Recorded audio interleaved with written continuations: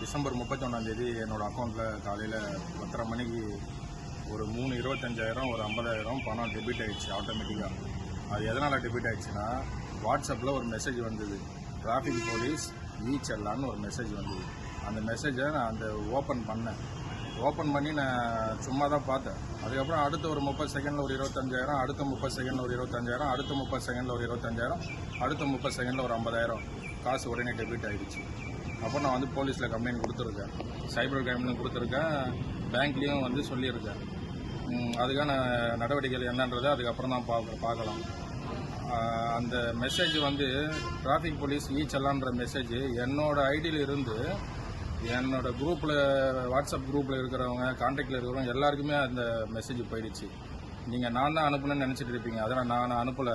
அது யாரோ ஹேக் பண்ணியிருக்காங்க.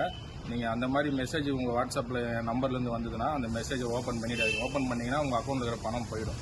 இதை தெரிவிக்கிறதுக்காக தான் நான் வாட்ஸ்அப்பில் லைவ் மெசேஜ் போட்டேன்.